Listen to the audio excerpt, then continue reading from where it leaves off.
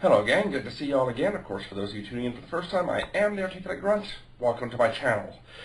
As I stated in my last vid, I was down a bit sick with the flu, but after 2 weeks, the doctors did some more blood tests and found out it was not the flu.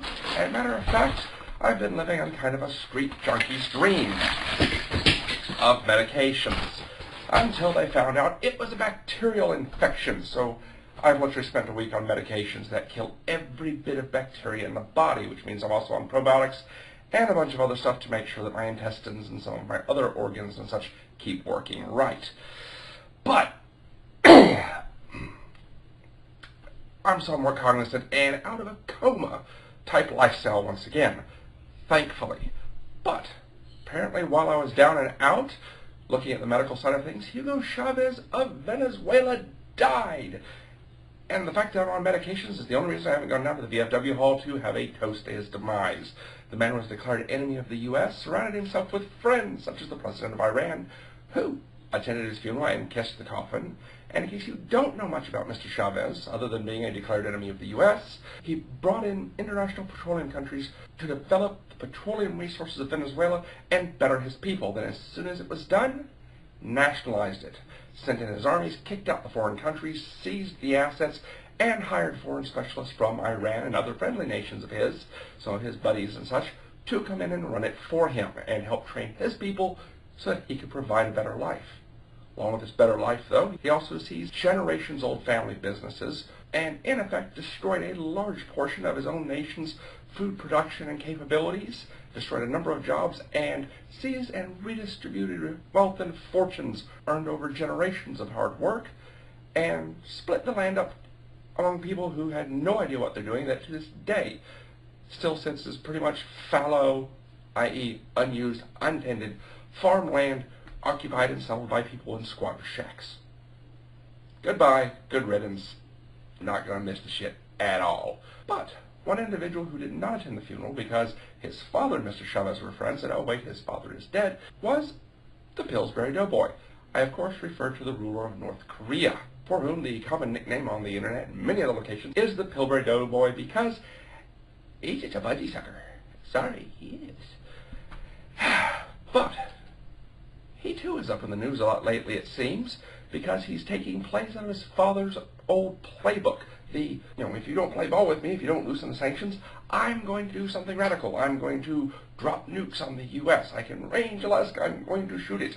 I'm going to drop missiles on Hawaii. Things such as that. The problem here is, and why he's getting even more sanctions, and some of his die-hard allies such as China are even backing off, he's young, impetuous, and he hasn't proven himself.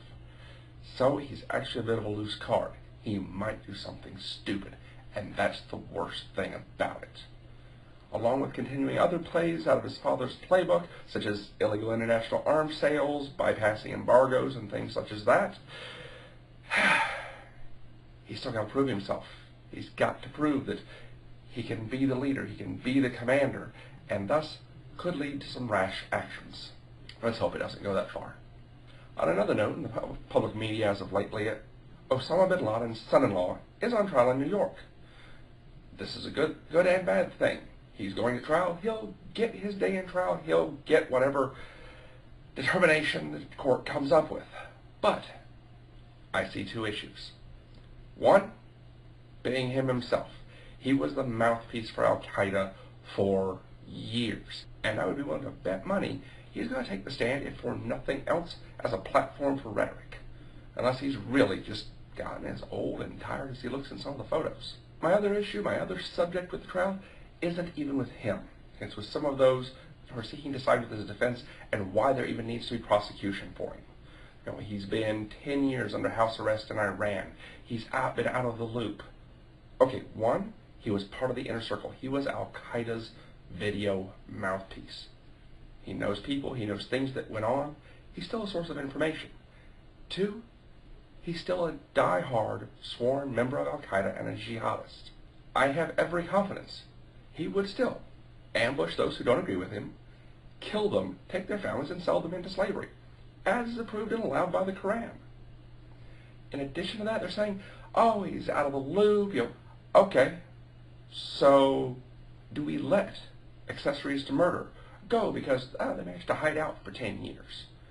After World War II, did Nazi party members who did less than him, just people who were part of the party and happened to be guards, sentries. Did we let them go? Or did they keep getting pursued? Was it still 10, 15 years later? Some of them were, in some cases, kidnapped and brought out of places like Argentina and other nations and brought up on trial. Yeah, there were. If we were willing to go after them, why not go after him? Just because he's been out of the loop for 10 years? Okay, put him back in the loop. Guess what? He'll be right back out there as a mouthpiece. He'll be right back out there to do everything he can to harm the infidels. Guilty, innocent, man, woman, child, doesn't matter. Finally, I want to finish up before my voice goes out on me completely and my head starts spinning again. On a little local news from down in Florida. Cypress Lake High School in Fort Myers, Florida, temporarily suspended a wrestling student. He gets to go back to school today. Apparently, it happened about a week and a half ago while I was down. And what happened was the student was riding home on the school bus, and two other students on the football team got in an argument.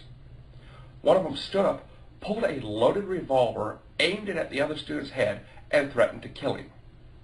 The wrestler in question immediately got up and tackled the gunman, wrestling the gun away from him, and as far as everybody's concerned, saved the other student's life. The school, in response to this, suspended the wrestler because he was involved in a gun-related incident. If you doubt me, look it up in Cypress Lake High School, Fort Myers, Florida. You can put in a basic search with the information I've already given you, and you'll get lots of fun. If you think it's as fun and stupid as I do, shoot, go ahead and drop the school an email. I'm sure they'll appreciate it. I gotta go. Take care of yourselves. Keep your heads down until I catch you next time. I am the Articulate Grunt. Take care. Bye.